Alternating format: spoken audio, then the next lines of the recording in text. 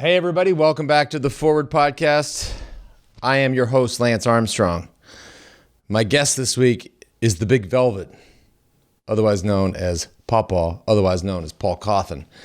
When I think of country music, I sort of break it down into two areas, right? One is sort of old school outlaw country. So you're thinking Willie, Waylon, Merrill, Chris Christopherson, Johnny Cash, and then now you sort of got more modern country, pop country, the Blake Sheltons of the world, and the Jason Aldeans, and the like that. And then you've got this whole new generation of young guys, just young outlaw throwbacks: Chris Stapleton, Sturgill Simpson, Paul Cauthen, etc. And so it was awesome having him sit across the table from me, tell some great stories about his young career, and also play a couple of just amazing songs. Ended up that next night going and seeing him down at Antone's. Chris Shiflett from the Foo Fighters, another really cool Americana artist and podcaster, opened up for him.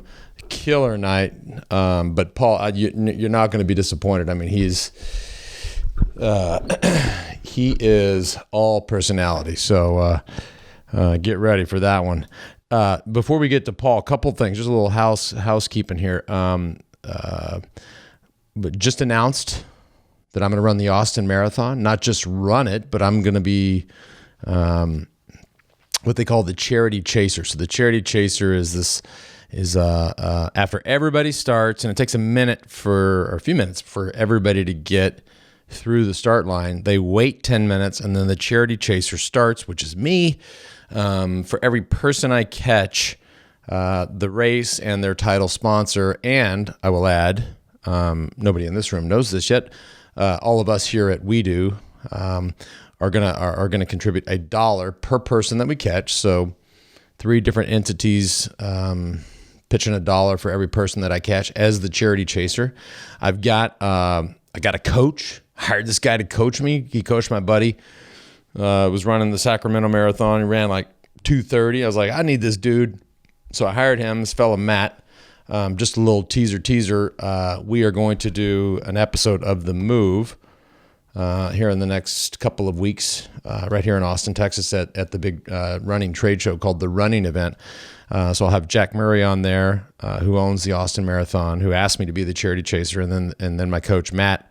And we can just kind of break it down. And with that, I should also say and tease out as well that the charity has not been chosen. So the charity, there'll be a contest on social media. All of you young and awesome nonprofits out there can nominate yourselves or somehow win the prize to be the beneficiary of the charity chaser. So here's my promise. My promise is I'm going to train as hard as I can. I'm an old, slow man, but I'm going to catch as many people as I can to benefit some great charity. And by the way, I have no idea what charity that is, but I'm looking forward to it. All right, last thing before we get to Paul, it is Thanksgiving. Well, no, sorry, 2 other things. Before we start talking about Thanksgiving, by the way, happy Thanksgiving. To everybody in California, NorCal, SoCal, everybody dealing with not just the fires, which we've all watched on the various media outlets, because it's just been so devastating. And to see, and not even, I've never known anybody that had their house burned down, ever. But to know dozens of people now that have had their house burned down, pretty devastating. So hang in there to them. And then part 2 to that, like what happens next? As we know, in California, unfortunately, so often the fires come, the rains come, and then the mudslides come. So I just, God help them for what is to follow. And, hopefully everybody hanging in there, not to take that straight into Thanksgiving. We do have a lot to be thankful for. So happy Thanksgiving to everybody. Thanks for tuning in. Enjoy Paul Cauthen. I just have to say one other little thing. There was some stuff, and we all agreed, there was some stuff taken out of this one that was all time. But we love you, but we just couldn't share it. It was amazing. Anyways, enjoy. And if you get a chance to check out Paul when he's out on the road, you should definitely do it. This one's a throwback. Thanks for tuning in.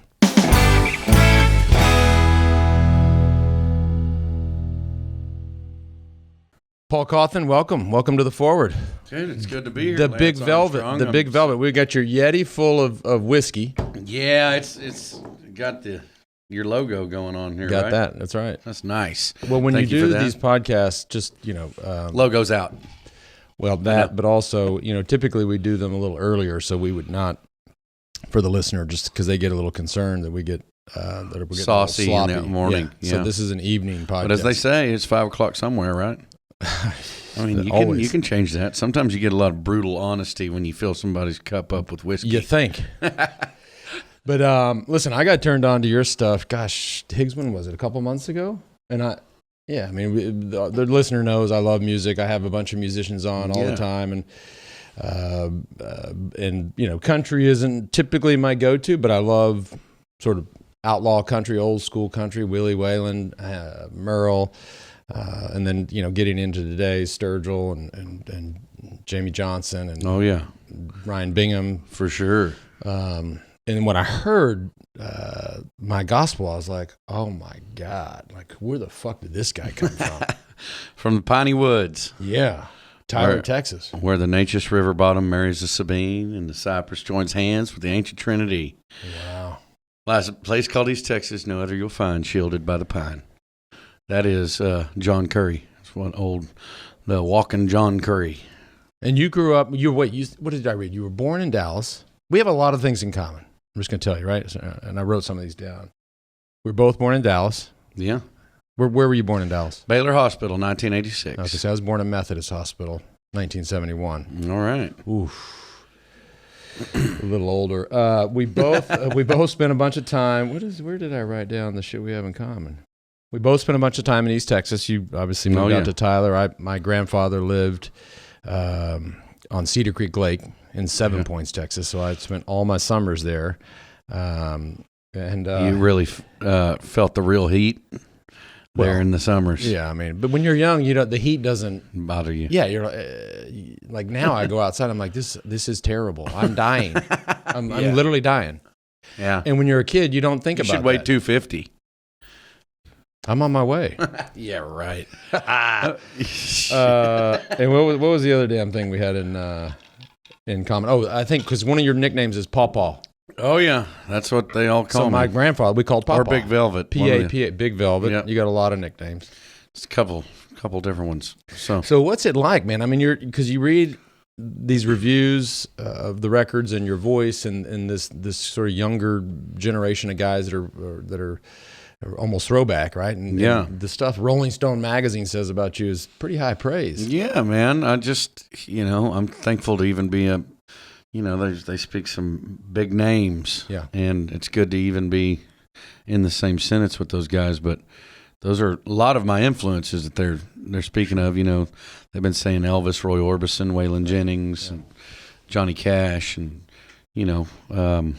I've just tried to have always been real to the song and real to my voice. I grew up in the church, and my granddad was a boisterous, loud, big singer. They write a lot about your grandfather. Yeah, man, he was my dude. So I was just. And is this story? Because I don't know. You never know. A lot of smoke and mirrors out there, huh? I never believe everything I read, but I read a while ago that your grandmother always carried $500 in her wallet just because she wasn't sure if she had to go bail out her husband, who was your grandfather, who's a minister. Yeah. Well, how is it that the preacher's wife is worried that she's going to go have to bail him out? What the hell was he doing? My great uncle Jack would say, he's wilder than Hogan's goat. And I don't know what that is. I don't know who Hogan is, but obviously he had a wild goat. Yeah. But my granddad had a temper and he had a fuse, and I think he got arrested at Tyler Tennis and Swim. This kid got off the tennis court and he was about 17 years old, and he was just, fuck this, fuck that, fuck you, and all this, just cussing in front of all the kids. Right. My granddad said, yeah, you watch your mouth, around the women and the kids. And the guy said, fuck you, old man. And my granddad put his ass to the 17-year-old, grabbed him by the throat in the middle of Tyler Tennis and Swim, held him up against the wall, and about choked the life out of him right in front of the whole family.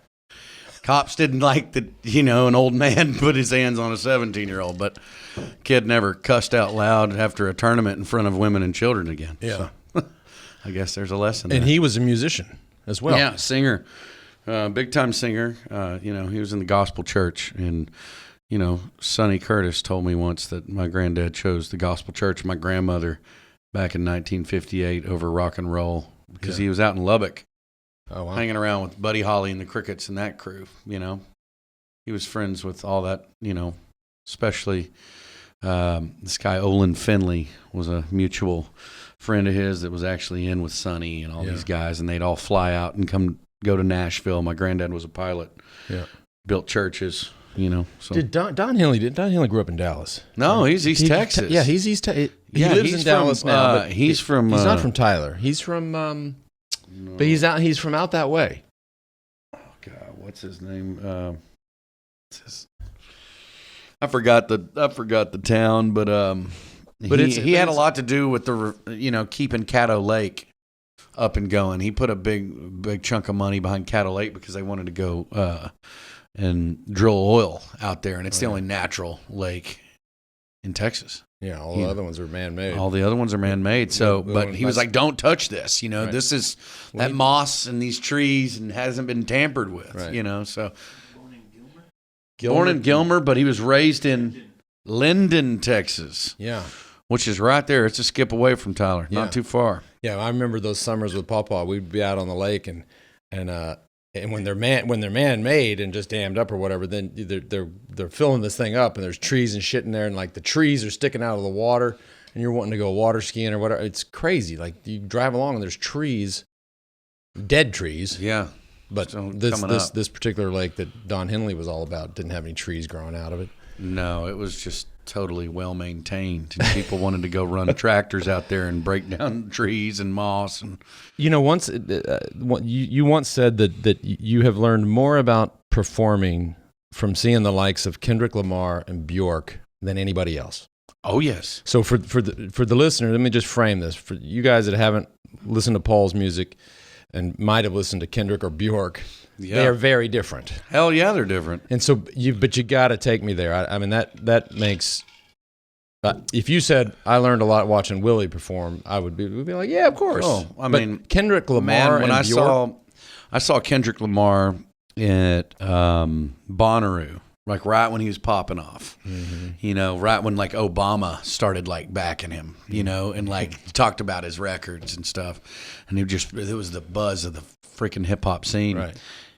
And then I realized when I listened to his lyrics, usually I wasn't the biggest fan of like quick spitting, what I call hip hop, to where you can't even hardly understand, or if they're just talking about asses and touch your elbows, knees to your elbows, kind of bullshit that doesn't mean anything. And finally, you hear a certain amount of hip hop artists, starting with like Run DMC, and you walk it all the way down through Eminem and Jay-Z, people that actually have something to say. And then here comes Kendrick Lamar. Right. And I just was like, this is fresh.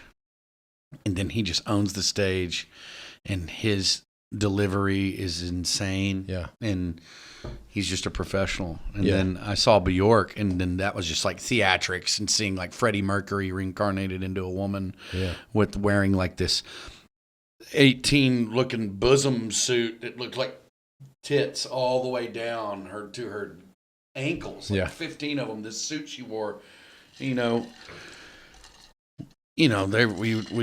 tried some things and saw some lights and had some fun that night. And watching Bjork, I was like, wow, I want to be like this. She always had the things on her eyes. I never, what was it? I don't know, like a glittery makeup? No, there's makeup. Something. No, there's texture to it. It's beyond glitter and makeup. There's something. It's not a piercing because it was like on the top of the eyelid. I'm always like, it's just like caked on there. What is up with that? Weird. I don't know. Ask her. I bet she'd pick up the phone if you called her. I never could figure out if she was hot or not. And not that it matters, but I want to say, I think she's pretty. I think she's beautiful just because the way her artistic capabilities can outmatch looks all the time. Yeah. But I tell you, she was a knockout of a performer. What's his new Florence and the Machine too? Yeah, that's people another rave about that live show. That was insane. Garth Brooks live is insane. Yep. Saw that for the first time at Stagecoach this last year. Paul McCartney was insane. So Paul McCartney played, and we talked about this on the last show because we just watched. He played ACL this year. Yeah, I'd never seen any Beatle. And it was so funny because somebody there was debating. Who was the other band, the other co-headliner? They were haggling over, should they go see Paul McCartney or who? No, Metallica was the next night, which was also amazing. Yeah. But they were going to go see somebody else. Manager said it was the best show he's ever seen. Odessa. And so they're like, oh, did we go to Paul McCartney? I said, excuse, time the fuck out. Do you remember what you're saying? I said, do you recall what just came out of your mouth? Do we go to Paul McCartney or who? There's only one of them is a Beatle. Only one of them. But this guy crushed it for 70-something years old. Oh, dude, he's got so much spunk and life left in him. I've listened to the Mark Maron and him, that podcast this morning. When I woke up, just listened to Paul McCartney for about an hour. He's just a badass. And golly. And his band. I heard so many things about him not digging the Beatles, and he thought his best work was with Wings. Is just the opposite. He always knew that the Beatles was the best thing he ever did, and it was going to be the hardest thing to ever try to beat. Yeah. But if you even come close, then you'll land a record like Ram or one of those amazing records post being a Beatle. I mean, come on. Right. How the hell can you release anything after that? No, and he played everything, and it was incredible. Cool. Here's one for you, because I'm full disclosure, and the people know this, but like I am a massive Foo Fighters fan. Oh yeah, and I've seen the Foos a zillion times. And if I were you, what is that like having a Foo Fighter open for you? Like, I mean, it's one thing if you were open for them, it's insane to be honest. You know, he's such a good dude. He has zero ego. Yeah. He's as pro as they come. We've been kicking it, shooting the shit before the shows, and he's just like another brother now. You know, and I don't just drill him about Foo Fighters or anything. I'll take care of that for you. Yeah, I just drill him. You know, I talk about the songs, and you know, we really just appreciate each other's music. Yeah. So I've never really gotten into Foo Fighters. You know, of course, I was a Nirvana fan. Mm-hmm. So Dave Grohl, I'm gonna listen to the records and listen to the singles. But as far as just digging deep into the B-sides, it's not my thing. Right. But man, look what they do. They kill it. Yeah, and Chris is coming on the show soon, but we're talking about Chris Shiflett of the Foo Fighters, who's opening for you tomorrow night here in Antone's, which I will be posted up just right there, front and center.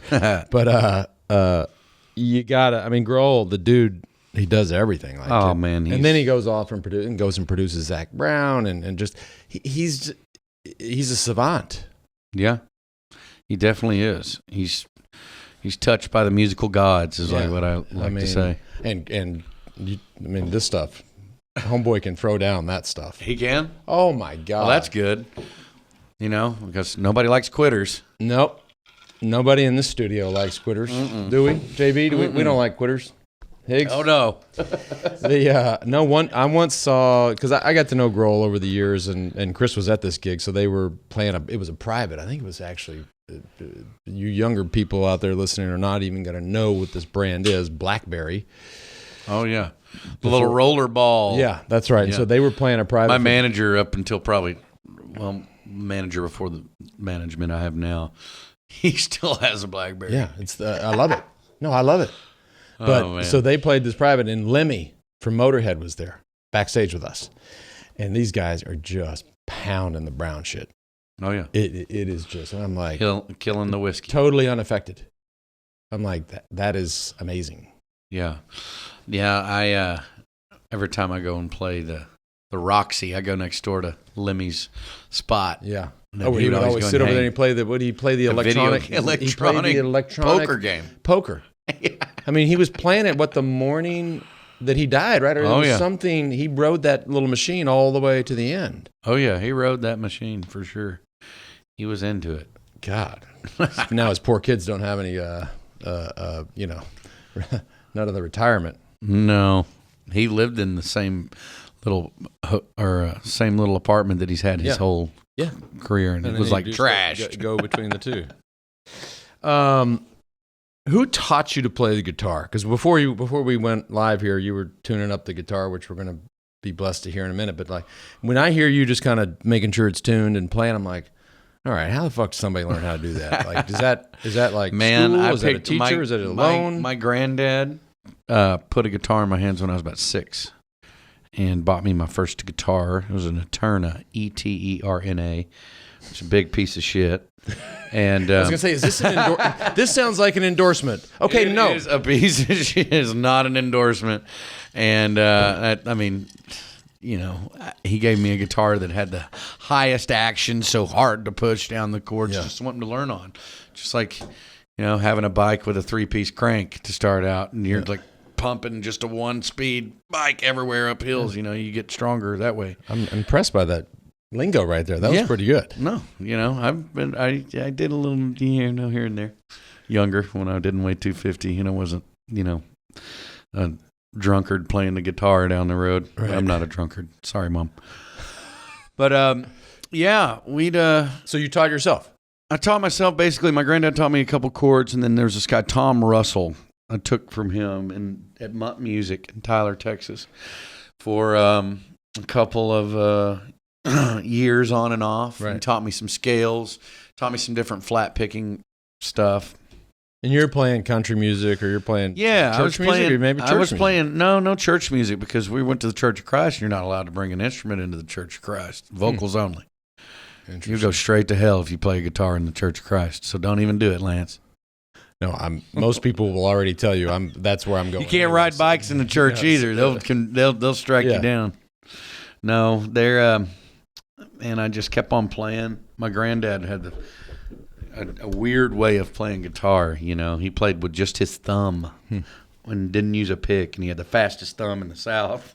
So it's funny to watch him play. But yeah, he would always bust out the guitar during Christmas and stuff, and him and my grandmother would sing Jackson and, you know, Ring of Fire and a bunch of, you know, cool old duets from Nashville. You know? Yeah. So, and Grandpa's dead or alive? Died in 96. Oh, wow. I was 10 years old. Yeah. So, yeah, he taught me a lot. He was telling me stuff about morals and how to be a man when I was 7 and 8 years old. He was a pilot, so he'd pick me up from school on his motorcycle and drive me out to the airport, and we'd go and fly to New Orleans and go eat seafood, and we'd talk about everything in between, and he'd fly me back the same day. He's that kind of guy. Spontaneity to the max. Wow. That's cool dude. Very cool. Yeah. But then, you know, so it went from 1 to 10, we had everything. You know, my granddad was working. He had a construction business, building and churches and preaching and singing. And then you know, we lost everything after he passed away. You know, we got caught up in a fraud mortgage company. We had this guy take the company, the church building company, and take advantage of my mom and grandmother and my aunt, who inherited the business. So we moved in with my grandmother, my sister, and my mom, and I moved in with my grandmother during high school. So it just went from kind of riches to rags. So, but it was good for my a learning experience for me to see both sides of the coin. You know. Well, it set the tone for the hustle. Lower standards. So and your dad, was he? My dad and mom divorced right there after my granddad died. Yeah, and times. So it was just a rough time. I had to grow up. That's kind of why people call me an old soul. Yeah, it's because I really had to grow up young. When I was about 10, it started all changing, and I was the only man in the house. Yeah. So. But it was like my granddad knew he wasn't going to be here for a long time, because he was telling me shit about how to raise a family and provide and be good to your woman and keep the Lord first. Attack? What did he had anaplastic cancer of the thyroid. Oh, wow. He had tumors in his neck. In 96. I mean, now, the 2018, you probably have a lot better success there. It was the same thing that killed Rehnquist. Or the old Supreme Court. Oh, yeah, sure. It was like a 3% type of cancer. Rare. Very rare. Well, so the rare ones don't get a lot of love. That's the problem. Yeah, so. And the ones that have no survivors don't get a lot of love either. Yeah. So, but that's a whole nother My grandmother always says, well, he would hate getting old. It's good that he left. I was like, he was 60, 61. It's like, he needed another 20. Come on. Yeah. More trips to New Orleans. Yeah, man. But he lived 3 lives. And Grandma's alive? Grandma's alive. Mom's alive? Mom's alive. Dad's alive out there in Tyler. Yeah, Mom's in Grapevine. Grandmother's in Silver Springs. Dad's out in Lake Palestine near Tyler.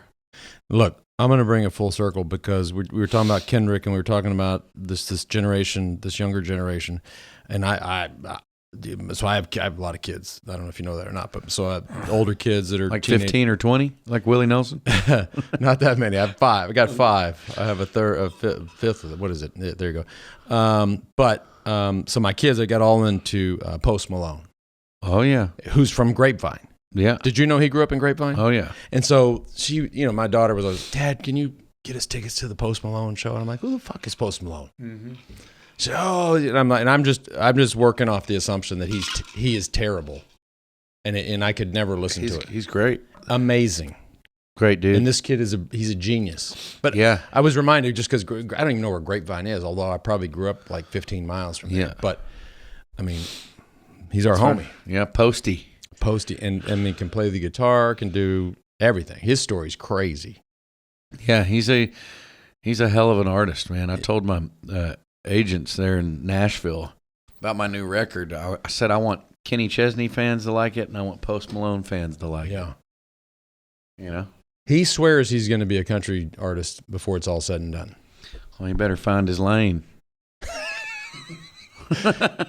We will send him that soundbite. Make sure you tell him that. You tell him to come on down. I'm from Dallas. I'm from East Texas. He's from Grapevine. Let's do a battle of the bands. He's done with Grapevine. Huh? He's done with Grapevine. Why? Well, because he's in LA now. He's rolling. Way cooler out there. Yeah. When you're rolling. Speaking of Nashville, that I didn't even think about that, but it isn't. There must just be this.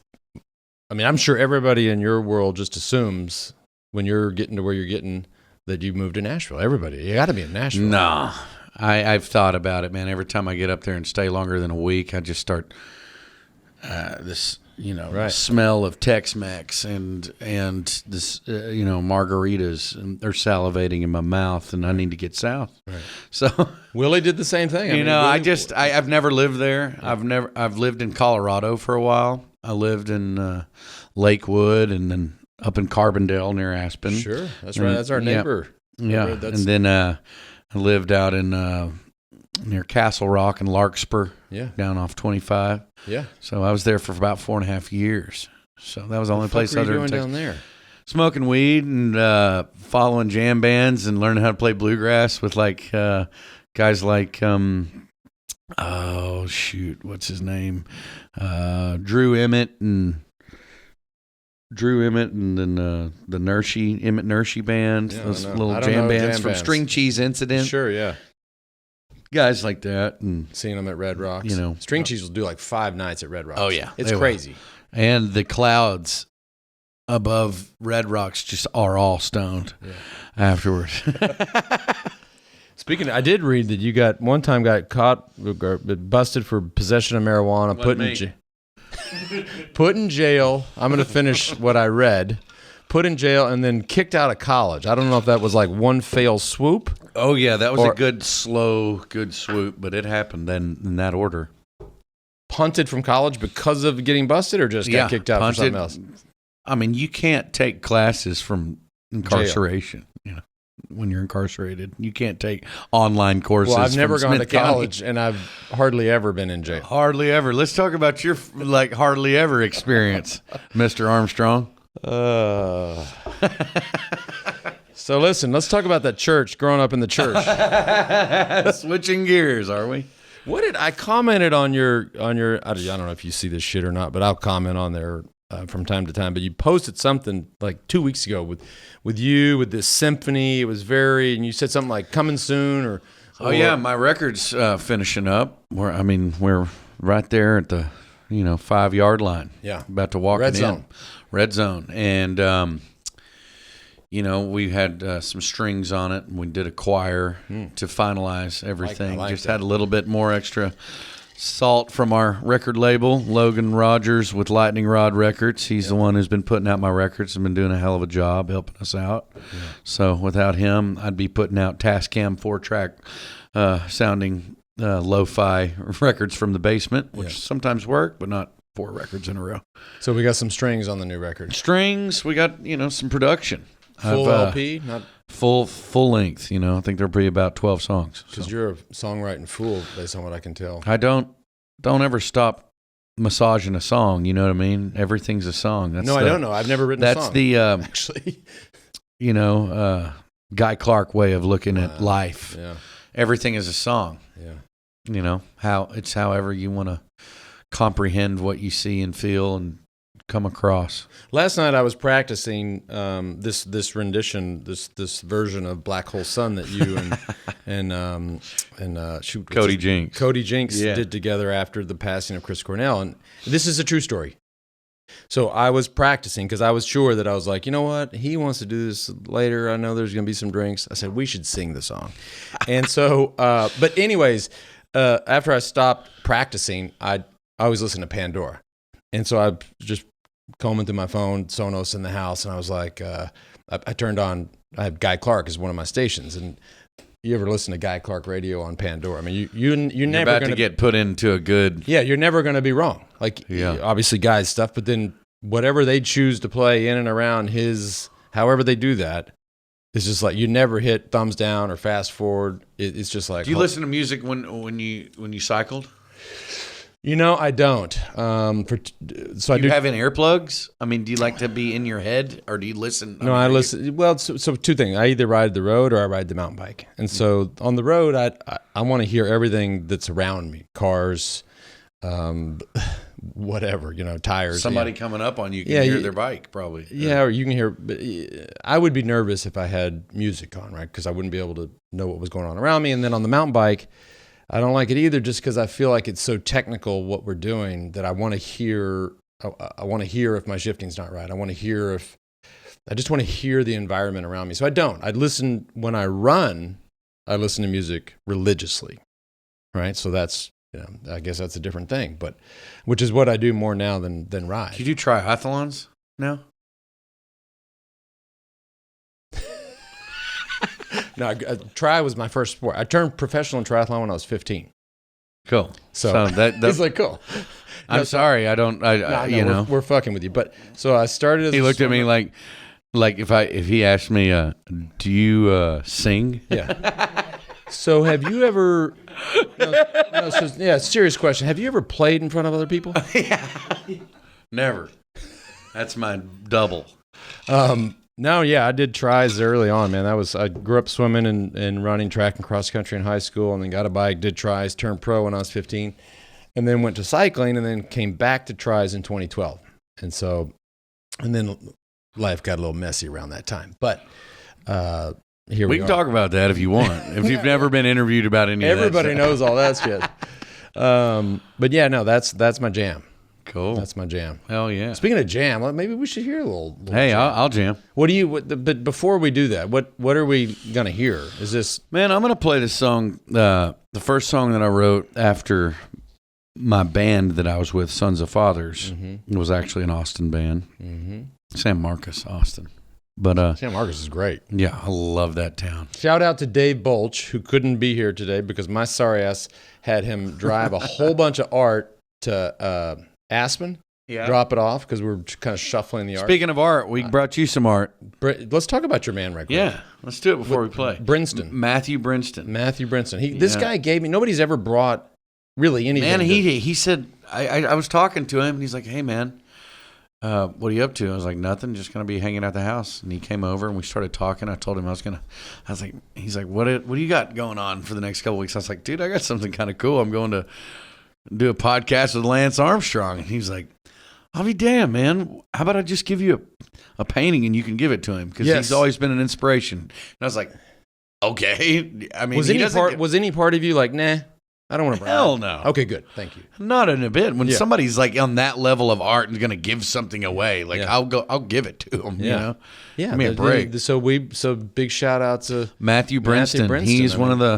He's one of the finest young artists, visual artists that I've ever come across. That's a good God-fearing man that I respect, and He's got the spirit going on, man. When you're attracted to him, you know those magnet kind of humans that you just want to talk to, great energy. Great energy. He's one of those guys. So shout out to Matthew, and then also to Dave, this is why I thought of it, because I had him drive the yard up, and now he's driving Smart back, but he lives in San Marcos, and he usually sits in that seat over there, and JB usually sits in that seat over there, and so JB's having to fill in for Bolch, because Bolch is driving back from Aspen to San Marcos. Well, but San Marcos is great. Bolch, we still like you. You didn't drop the ball because you're not here, but we have you here in spirit. And speaking of that, because was Beck and Cauthen the predecessor to Fathers Beck and and Cauthen was the first band, and but it's the same guys, same guy, same band, same record. And we got sued. We got a cease and desist from Beck Hansen. Yeah. So Beck, after we'd already printed up all of our albums, sent them out to radio, promoted it, got ready to release and unfold the record. They said, nope, fuck you. Breaks, repackage, re-art, new art, whole thing. That put a little bit of a kink into the release of the album. Yeah. But that's kind of been the story of my whole career, though. I have gone to college and gotten my PhD and master's and the whole damn thing now. And now I know everything about it inside and out, finally. Green light. Green light. You know, when you put 10,000 hours plus into something, if you don't have results, you need to go shift to something else. Yeah, no, that's what I tell people, coming from the sport I come from. I said, I have a master's degree in suffering. I mean, this is just... some bitch is empty, isn't it? Yeah, it is. We'll get that fixed while we. All right. So what you were starting to say? What we're going to listen to? You're going to play. This one's called Grand Central, and first line is, "If I get to heaven, I better roll me some sevens, because right now my ticket's punched to hell. You rage and fade, miss too many Sundays. Lord, if you hear me, I could surely use some help." So it was kind of being there. You just broke a band up.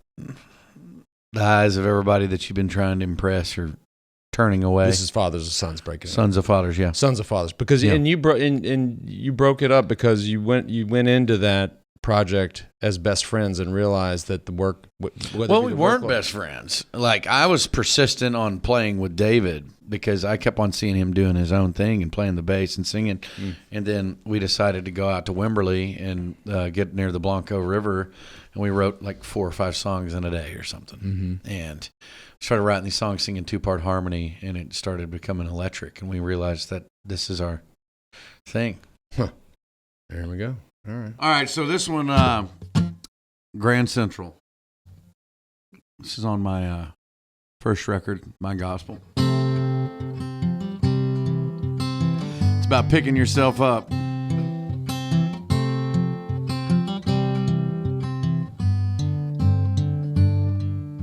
If I get to heaven, I better roll me some sevens. 'Cause out here our tickets punched for hell. You rage and fade, miss too many Sundays. Lord, if you hear me, I could surely use some help. 'Cause I like to ride the lightning. Well, they ain't gonna hang me from a tree. 'Cause the things I done ain't hurt no one. Only one that's hurting is me. The only one that's hurting is me. Grand Central Station sounded better than graduation, so I packed my bags along. I'm on a train. Headed to Atlanta, I better shoot down to Savannah. Whatever I choose to do, I'll be free. 'Cause I like to ride the lightning. Oh, they ain't gonna hang me from no tree. 'Cause the things I done ain't hurt no one. Only one that's hurting is me. The only one that's hurting is me.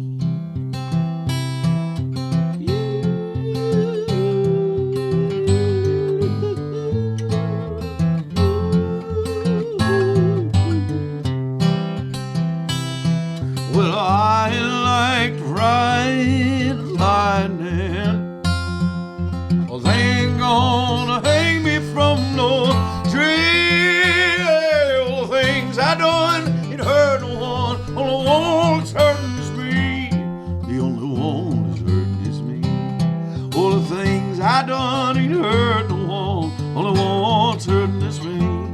The only one that's hurting is me. Yeah.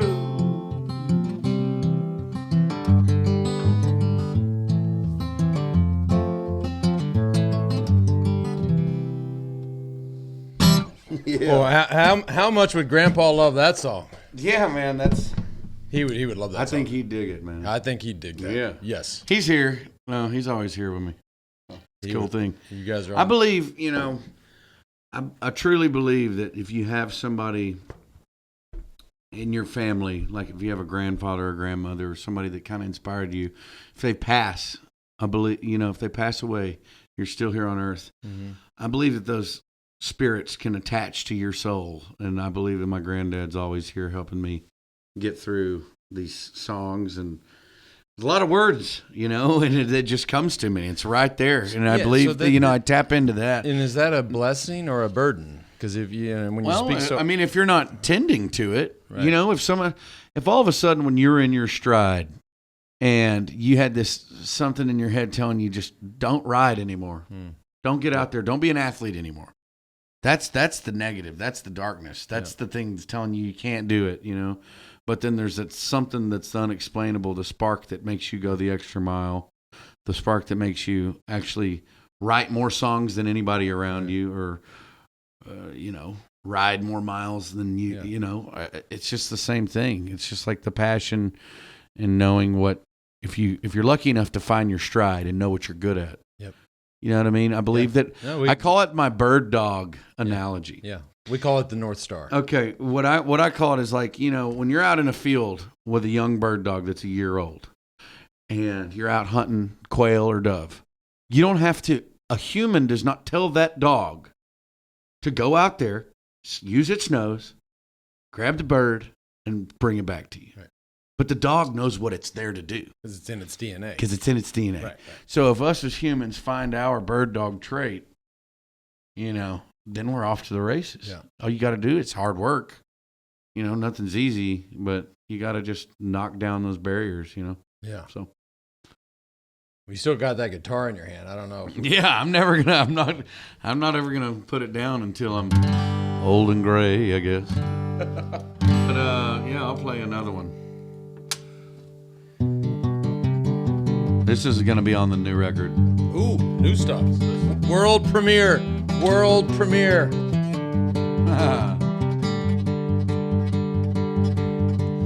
Shake off the pain. Back on your feet again. Flooded when you prayed for rain. You prayed for rain. Oh, hell's running dry. Hell, so am I. It won't get me this time. No, not this time. 'Cause all my friends, we were born survivors. And every time I close my eyes, I'm dreaming about tomorrow. Some things will never change. I think about it when I pray for rain.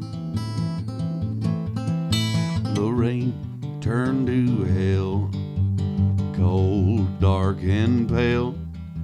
It beat me as I fell, Lord, I fell.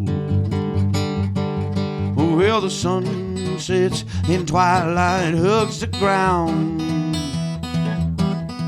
Well, we won't let lonely bring us down,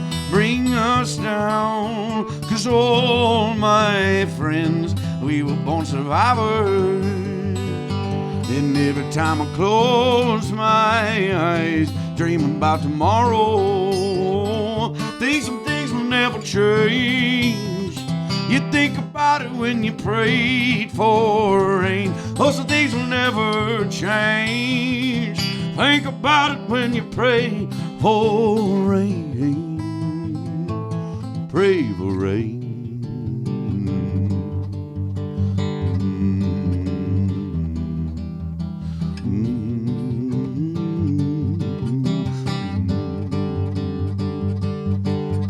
Shake off the pain back on your feet again.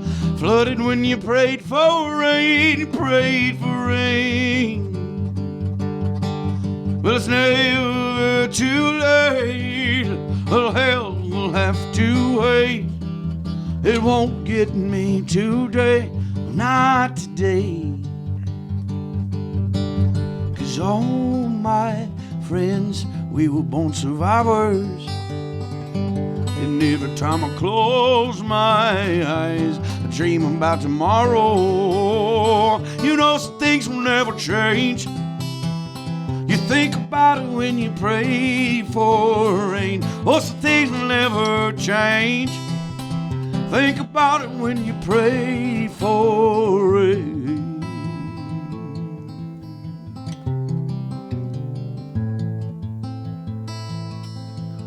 'Cause all my friends, we were born survivors. And every time we close our eyes, we dream about tomorrow.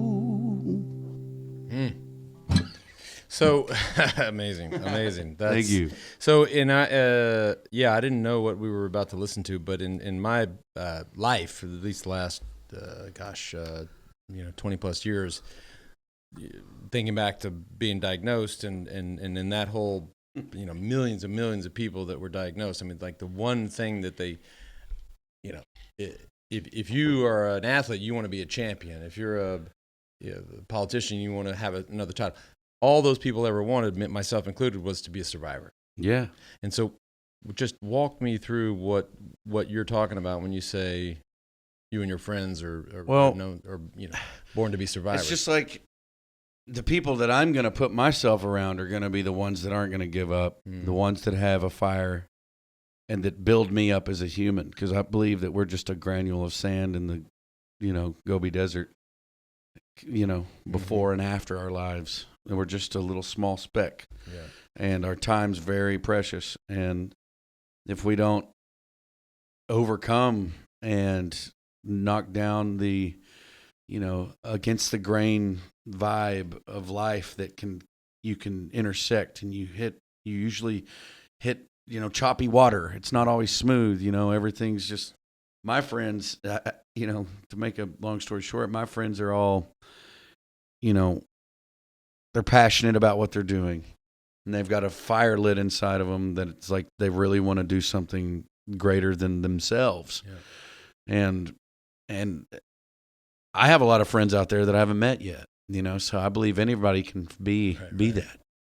Yeah. So we're all about it. Like the whole idea of what it in a weird way, it all sort of syncs with what this show is always about, is like, how do you get to these points in your life where something happens, right? Yeah. Either there's always self-made or not self-made, but the moral of the story always has to be, how do I survive / move forward, right? And so 20 plus years ago, it was like, how do I survive, right?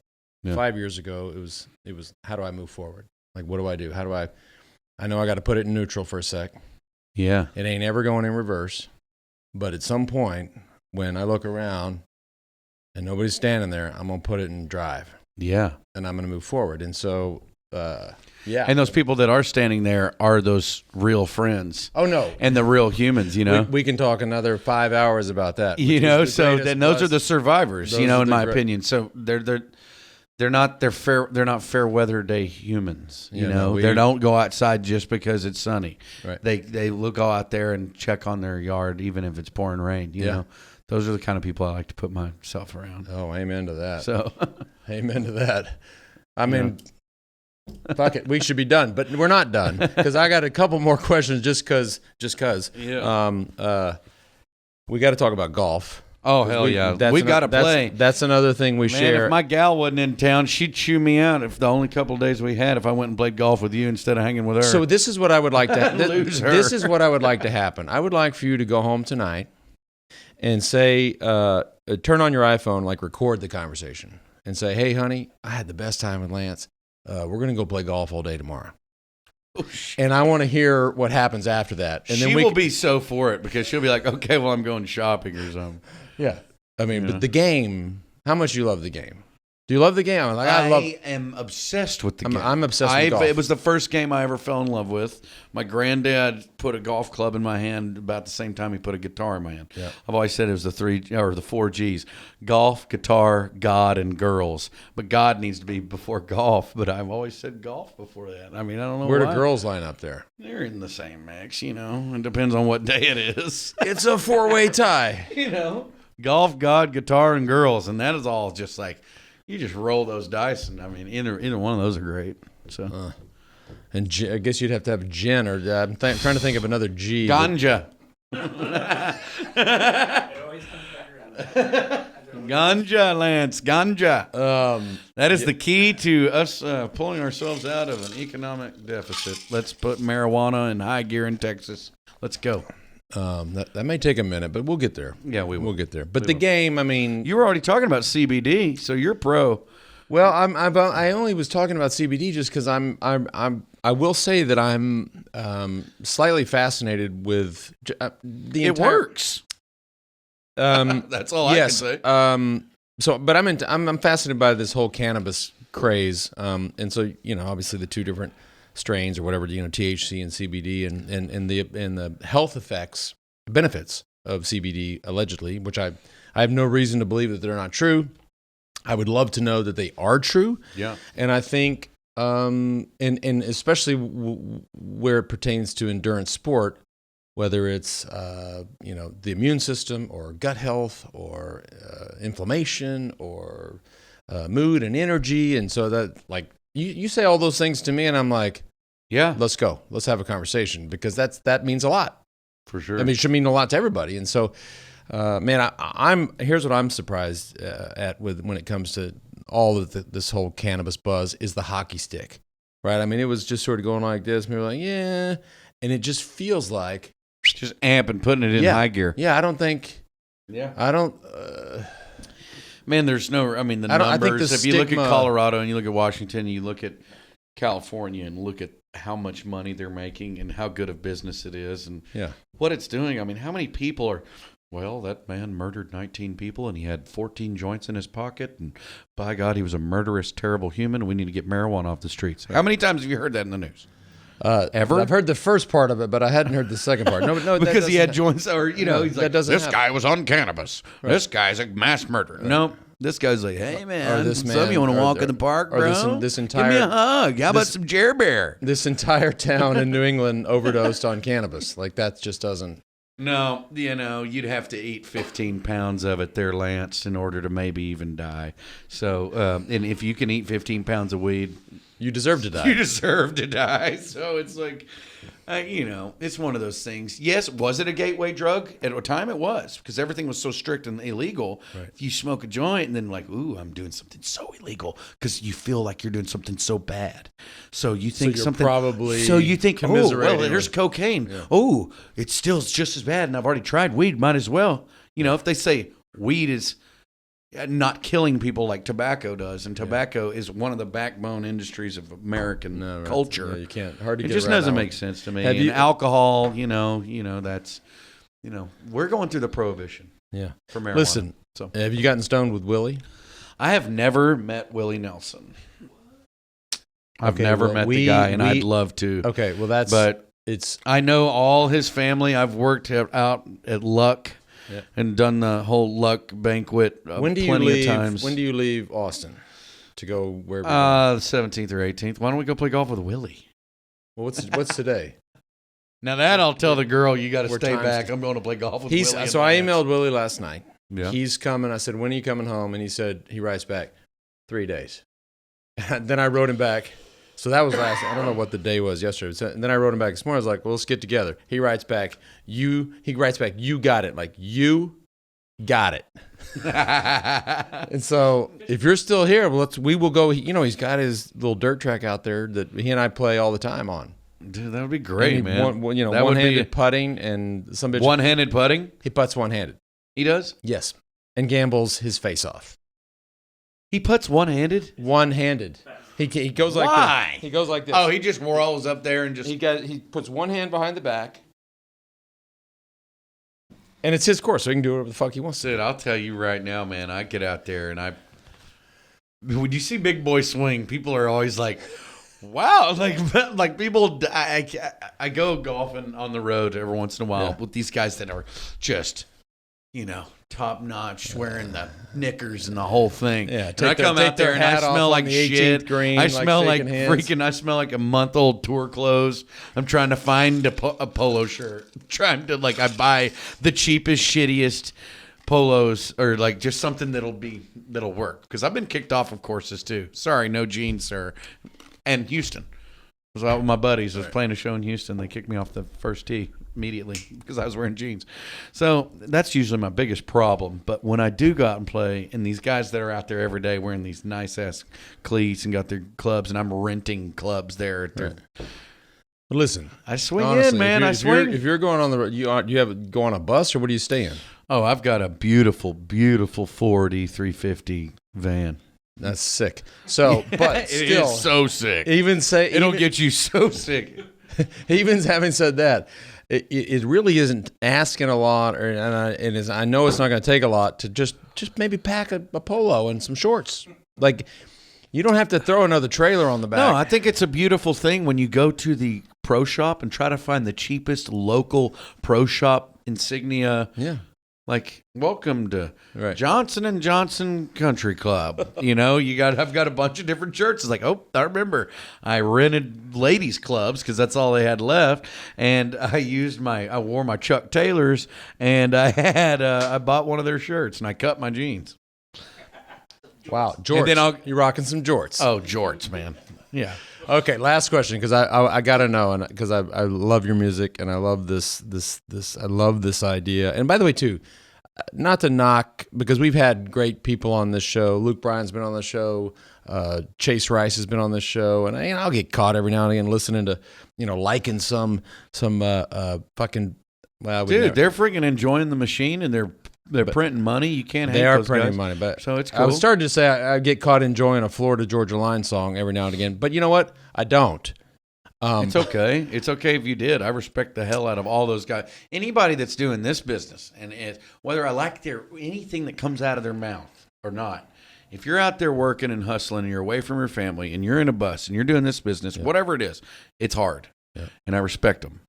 But I'll tell you right now, your peers don't feel the same way. I don't think they feel the same way. I mean, they I'm don't. not gonna name names, because, but I've been with these guys. It's a different thing. Some of them got front loaded, and some of them didn't have to go through, 4 Ford vans, 6 trailers, probably 25 different bandmates. Yeah. 3 different managers, 4 different booking agents, 5 different business managers. They probably didn't do that. Yeah. On the road for 15 years. All right. So what are we listening to now? What if you have to, I'm listening to Tyler Childers. Did you drive down here today? Huh? You drove down here from Dallas. Yeah. What did I listen to? Alone, or were you with your lady? My gal, Elizabeth. Yes. So y'all might have been talking, but assuming you weren't talking. We're talking. She's real tired though. So I was listening to a bunch of podcasts, and then I really dug deep into Tom Petty's Wildflower. So listening to the whole record all the way down. That's one of the finest records ever done in the world, in history. You just can't. You can't touch it. So, especially with Rick Rubin producing you, it's just beautiful. Have you met Rick Rubin? No, it's a guy I've always wanted to meet and wanted to work with. But should. He's a beast. Yeah, he is, man. But he's like trying to get a hold of Obi-Wan Kenobi. So, true story. Or Darth Vader. I don't even know. Yeah, whatever. This guy. One of the same. Yeah, no, yeah.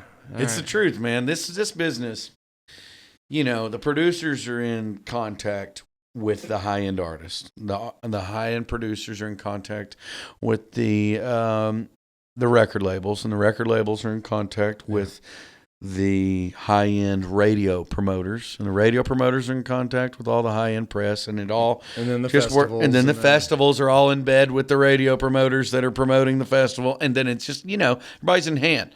So I'm down to play the game. I'm down to be the slow burn. People have called me the Frankenstein of country music. I'm just the weird, that guy, and whatever. I'm not to be fucked with in this business, and I don't care what anybody thinks or says. And that's kind of why I like you. Yeah. Because I was saying to myself, I was like, I got you. I know. So it's just like, my time's to come, and by God, all of my skills and everything have been massaged and worked, and I'm very confident in what I can do. So any opportunity that I have in front of me, I'll knock it down. Well, guess what? I cannot fucking wait till tomorrow night. What did we say? 9 o'clock? 9 o'clock. Yeah, get there about 7:30. No, I'm gonna get there for Shiflet. Yeah, Shiflet starts at 8, and that's next level. You don't. I know how to go. I know to you know. I know how to go to. You're Mr. Foo Fighter, is what I've heard. Well, I'll go. I mean, I love music. Damn right. I love music. And this is. And if you could just give me some of that lemonade to make me like riding a bicycle, so I could lose about 25 pounds, I'll sip it, snort it, inject it, whatever I can do, shove it up my ass in order to lose some weight and get in shape. Here's the thing. The last thing is that will never happen. But the second, me losing 25 pounds? No, you way to freaking give me some confidence you'll here. You'll never have the lemonade that drops at 25. I know, it's the mental thing. But if you can get it's no Waffle House. Waffle House is not a stop sign. If you can do your 25 on your own, you will love it. Or it doesn't even have to be. I'll tell you this: 5. I can do that. That's just a bender over the weekend. 10, I'm telling you, we need to go when we get in the 15 to 20. Then it's actually you're moving something. No, once you it's just anyways. There's no lemonade for it, but yeah. Give me 7. It's a good number. Give me 7 pounds. 7 pounds. I can do that. We got the guitar now, guys. You got the scales. Yeah, where are the scales? And the hooks. It's the hook scales, like freaking big old cows. Just hook me by my armpits and just put me up there and.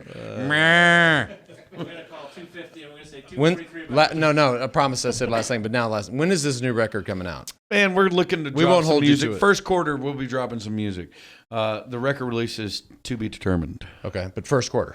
First quarter, we will have some tunes out for sure. Okay, awesome. Can't wait, buddy. Yeah, thank you, Lance. Thank you, man. Thanks, brother. It's been a pleasure. You're a friend now. Of course. You're not just like a. We were friends before you walked in the door. I said, I'm gonna like this bitch. Survivors. Man. That's right. Yeah. We've been through some shit. Damn right, man. I'm gonna wear this hat to dinner tonight. Do it. Stuffy restaurant in Austin, Texas. Walk in with this bad boy. There you go. Restaurant to be named. Can't believe you're going to In-N-Out.